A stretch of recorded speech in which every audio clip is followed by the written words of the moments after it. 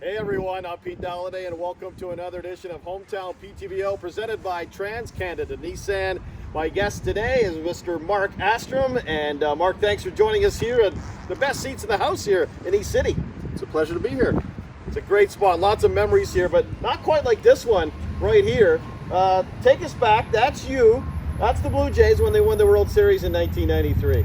Yes, that was the 23rd of October, Game 6, and the Jays came back in the 9th inning to win it, and it's only the second time in Major League Baseball history that World Series was won on a walk-off home run. First one was in 1960, Bill Mazeroski, the Pirates, beat the Yankees 1-0, and this one we triumphed 8-6.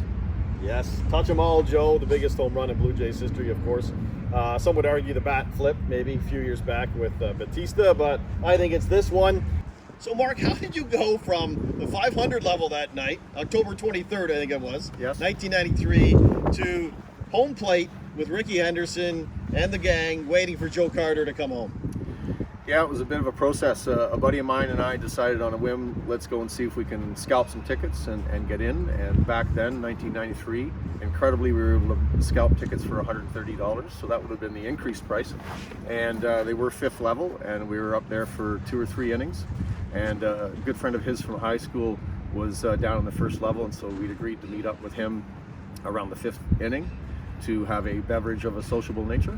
And we did that, and those were the innings when the Jays were kind of losing it a little bit. And when that was through, his friend went back to his seat, and then we were thinking about where could we end up in the 1st level. That would be ideal if we could. And incredibly, when I looked down the row that was just above the Jays dugout, around 10, 11 rows up, there were 2 aisle seats available. So we decided, well, we'll go down, and whoever they belong to, they'll come and take them when they're ready. But incredibly, someone had vacated those for the rest of the game. And there we were, 10 rows up. So the score, the Jays are trailing by a couple. There's 2 runners on, and you say to your buddy, Yeah, they were down 6-5 in the bottom of the 9th, and I believe Ricky Henderson and Paul Molitor were on base. Joe Carter comes up to the plate, and I said to my buddy, you remember where my sister lives?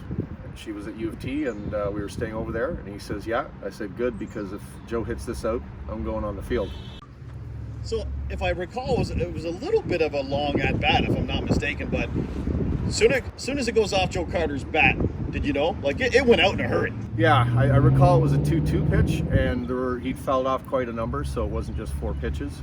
And yeah, we all stood up and watched it go, and I'd say probably when I was convinced at about the 3/4 mark that it was on its way, then so was I. Hopping over it, like, was just a... Yeah, I had to, I sprinted down the concrete steps. I had to duck a security guard or whomever, and just hopped onto the dugout, didn't think twice, hit the ground running, and I was at home plate right around when he was rounding second. And so the pictures are amazing. So describe some of them. Okay, so Joe, you're waiting for Joe. Like, there's a picture of you. Like, you guys are waiting. You actually saw him come around third by this point. He was still making his way around. Yeah, it was. The idea was just to get to home plate. Certainly wasn't really thinking. It was all instinct, and I was there with the other Blue Jay players, Alomar and Henderson, and we turned to watch him arrive down the third base line, which was pretty exciting. At that point, he was sort of jumping up and down and, not doing a full sprint or anything. So there was lots of suspense, but we knew it was coming. And when we arrived, it was amazing. At that point, I also saw that a CBS camera was behind home plate. And so I ran over, put my face in front of it and said, "Hi, Mom." And that leads to a different story later on. And shortly after that, he had arrived, and I was escorted off the field. So how long do you think you were on there for? Was it a good minute, 2 minutes? Like, you got a blue hat on, which probably helped a little bit. You kind of blend in a little bit, other than the jacket around your waist. Yeah. I was always a KC Royals fan, but I had that on backwards. I've worn this so much, I need green tape to hold it together now. And so I'd say I was on for 45 seconds, maybe a minute. Then you get escorted off, and everything was fine. They just said, get out of here. But you have a neat story as far as they took you through the Phillies dugout. That's right. Yeah, so Phillies manager Jim Fregosi was obviously one of those managers who believed that when you have your ace reliever, you go to him no matter what. And so when the ninth inning came around, regardless of the score, Mitch Wild Thing Williams was going to be put in. And at that point, Larry Anderson, the setup reliever, number 40, he had been doing well and had held the Jays scoreless for an inning and a half, 2 innings, I don't remember. But when I left through the Phillies dugout, he was just losing it, kicking the Gatorade container, the whole deal. Frustrated and feeling, obviously, of course, that he could have stayed in, saved the game, and given the Phillies a chance in Game 7. So despite being escorted to that point, they kind of let you go, and you end up watching the celebrations from your original... Yeah, I just went up to the 5th level to catch the end of it, and it was mostly done at that point. And then everybody flooded Front Street, and it was obviously an unplanned celebration, or parade, if you will. And so we went east on Front, north on Yonge, west on Dundas, and I headed back over to my sister's place at Spadina and Bloor, and that was all she wrote. You call your mom at about 2 o'clock in the morning. They were watching the game and thought maybe they saw you, but they weren't sure. She thought you were calling from? Yeah. She thought it was my single phone call from jail. My mom and dad were watching it. Of course, there's no PVR or review capabilities back then, so they saw it live, and I was maybe on there for half a second, and my mom said, "I think that's Mark," because they knew that I was going to the game. And my dad said, "No, I don't think so." My dad went to bed. My mom's still up watching highlights and so on. When I phoned her, she was convinced that it was my phone call from jail, but it wasn't. It was just an excited phone call wanting to share in the celebration with my mom.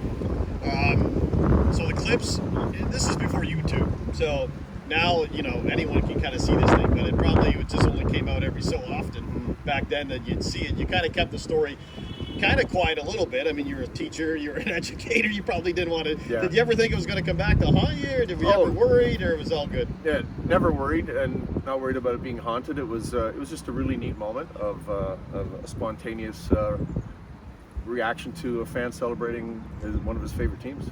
Yeah. Anything else you want to add as far as before we... Well, I think one of the other neat things about this is that it was a moment in time. Nowadays, with PVR, or people able to watch whatever show they want to watch on Netflix, we don't have that shared experience anymore. So many people who watch that can cite exactly where they were when it occurred, just like many other incidents. Usually they're of the tragic nature, like 9/11 and whatnot. I thought what was really neat about it was that everyone who was a Blue Jays fan and beyond, certainly across all of Canada, was able to celebrate at the same time. It wasn't a matter of, I have this on PVR and I'll watch it tomorrow. Live sports is one of the few things that gives us that shared experience now. And that was back in the early to mid 90s, and you will recall that on Thursday nights, NBC, it was appointment television. 8 o'clock Friends, 9 o'clock Seinfeld. And then around the water cooler the next day, on Fridays, everybody would talk about the episode and share their favorite quotations, yada, yada, yada, and so on. Yeah, amazing. This one, where'd you find it?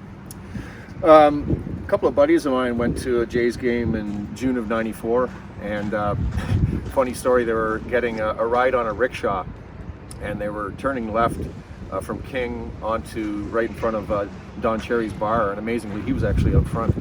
And the rickshaw driver took the left-hand turn a little too hard and spilled them right out of the rickshaw onto the sidewalk in front of Don Cherry. And so he had an interesting response to that, but they ended up going in there to eat before the game, and they saw that there were a couple of huge photos like this up, and of course no mobile phones to text and say, hey, check out this photo.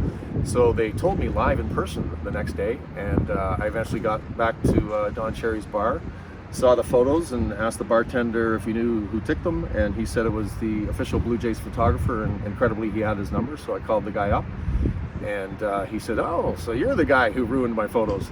And but he was very pleasant, and arranged to sell me a couple and send them my way, so here they are.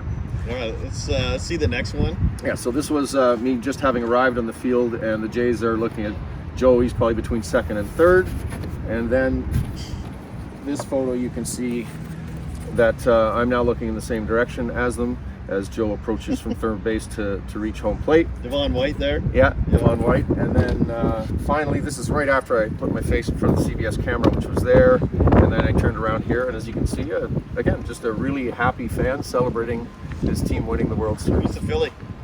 Yeah, Philly here, that's John Kruk, the first baseman, and he was not a happy man. Hometown PTBO with Pete Dalliday, presented by Trans Canada Nissan.